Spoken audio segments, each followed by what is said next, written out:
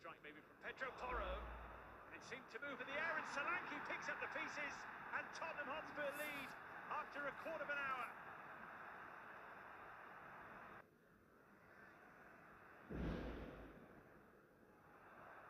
Here goes Spurs with one of theirs at the start of this half, but it's there to be hit, and it's in 48 seconds after the restart. Habari wapendwa watazamaji wa channel ya Taaluma Bora TV. Leo nimeleta zawadi kwa wale wapenzi wetu wa soka la mpira wa miguu.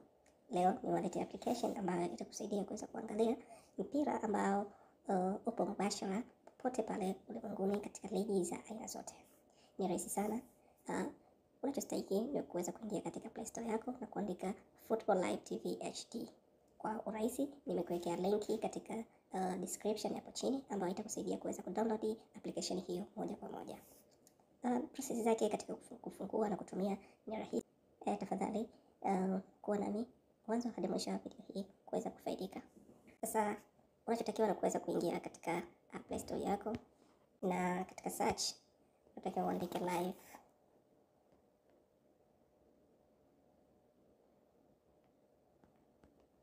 Football TV HD. Na uta scroll up mpaka katika application yako hiyo hapo ambayo unaiona. Na mimi tayari nisha download. Kwa hiyo kama nime download katika simu yangu itaweza ku open. Kama tunavyoona hapo, tunaweza tukaona ligi za aina tofauti tofauti. Tunaona hapo ligi zote hizo ni ligi ambazo tunaweza kuangalia mpira wetu ambao utakuwa mubashara. Lakini pia kuna live match. Hizo live match ni kwa zile mechi zote ambazo zimekuwa collected kwa siku ile, zote tunaweza kuziona hapo. Kama tukiingia hapo tunaweza kuona kwamba live match kwa siku ya leo,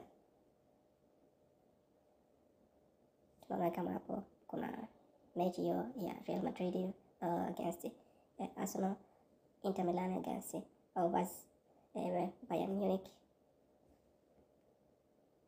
Lakini kama hivyo tunaona Newcastle pamoja na Crystal Palace pamoja na hiyo nyingine hapo.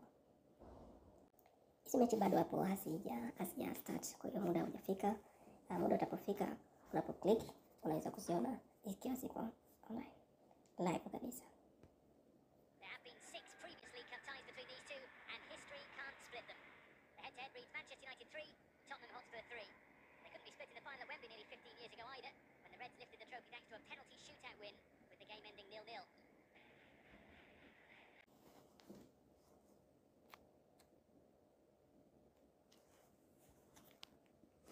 Kama tunavyoona hapo, Real Madrid vs Arsenal bado masaa 7 mechi kuanza.